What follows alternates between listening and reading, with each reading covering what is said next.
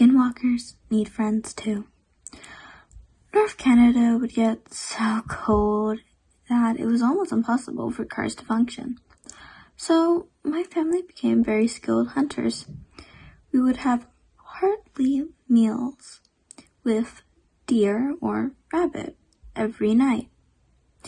And we learned to grow vegetables indoors for a little bit of freshness in our Viking-like diet.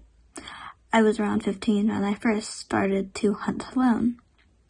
And when I was 18, this happened. It was early in the morning and I was tracking rabbits. I had found a nice spot near a rabbit den and bundled up gun raised, ready to shoot. Something felt off though. It took a minute before I realized the forest was dead silent. No coyotes howling, no wind, nothing. It was as if all the creatures in the wild disappeared. As weird as it was, I paid no mind to it and chatted it up to being too cold for animals to be out and about. Though that didn't explain the lack of wind. No leaves rushing. I laid in the snow for another 16 minutes before giving up and deciding to set off another location. Just as I slung my gun over my shoulder, I glanced to the side and froze. A large black dog stood 10 feet away from me. The dog had a collar, so I assumed it was tamed. But the nearest house was an hour away, and it made no sense that a dog would be out here. "Are you lost, boy?"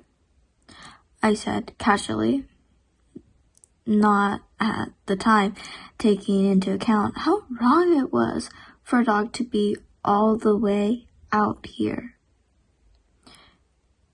"Is your owner here?" The dog just stared.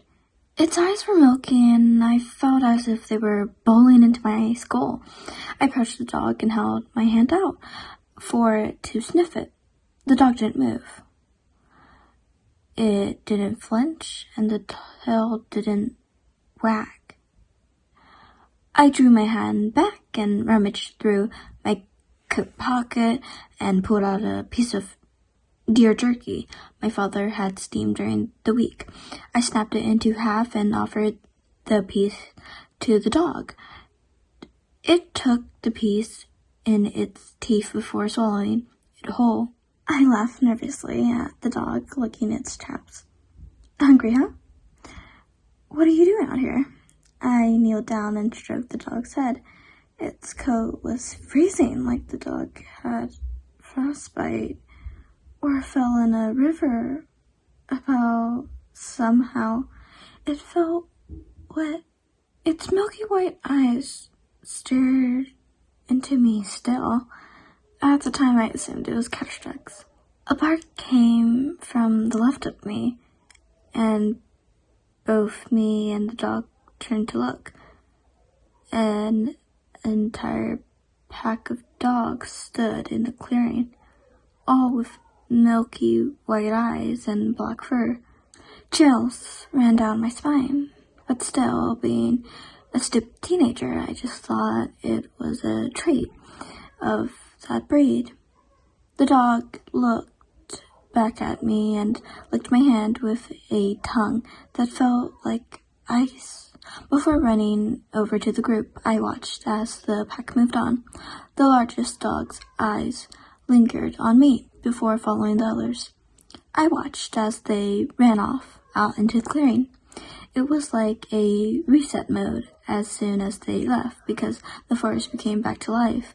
I could hear chit-a-dees, the rustling of the wind through the leaves and the scattering of nearby rabbits, and drew. I shot 3 rabbits and headed home, still curious about the dogs. A week later, I asked my dad about it, but he said the neighbor's dog, Sembra, had been missing for months and everyone else either didn't have a dog that matched my description or just didn't have a dog in general. I thought that was very nerve-wracking. I didn't hunt for a while after that. The next time I saw the dog, it was early spring. I didn't have school to attend to until the fall, so I just helped out at home and read and raised chickens. One Monday, both my parents were in Glossary visiting friends, and my brother was sick downstairs watching Game of Thrones, so I was pretty much alone, and I sat in the library reading and swiping some sweet Earl Grey tea. The rain was in full-out downpour, so the chores I could carry out were mainly indoors and quick to complete. Scattering came at the door, causing the hairs on my neck to stand up. We didn't own any animals that could scratch. Scared and curious, I grabbed a knife from the kitchen and opened the door. The black dog stood there, its familiar milky eyes staring into my soul. I jumped at the surprise at first, but quickly smiled at the thought that the dog came all the way from the woods to my house. "Hey, buddy," I said, bending down and petting its frosty skin. "How did you find me?" "It was the lavender, wasn't it?" I joked, referring to the essential oils I always had on my hunting gloves and wrists. I could have been mistaken, but I swore the dog nodded its head slightly. "Where are your friends?" I asked. My brother loved dogs.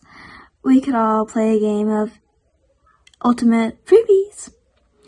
The dog blinked up at me in an almost amused manner. It nudged my arm with its cold nose. "Do you want jerky, buddy?" I said. The dog blinked. "All right then, wait here." I walked to the pantry, grabbed a bag of jerky before returning to the dog.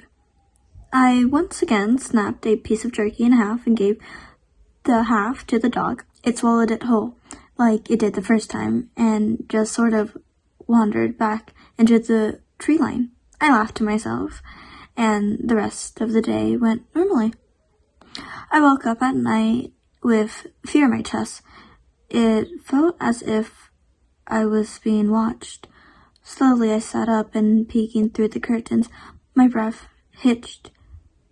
A woman staring back at me. She stood in the tree line, completely naked. She looked Native American, but with milky white skin that almost glowed in the moonlight. Her black hair was two long braids. I felt my world crash around me as I stared into her big, white, milky eyes, just like the dog's. I realized the woman caught my gaze through the woman and smiled. It sent chills into my heart. She walked to the window, almost as if brushing an old friend and tapping into the glass. I don't know why I did, but I opened the window out of curiosity. Are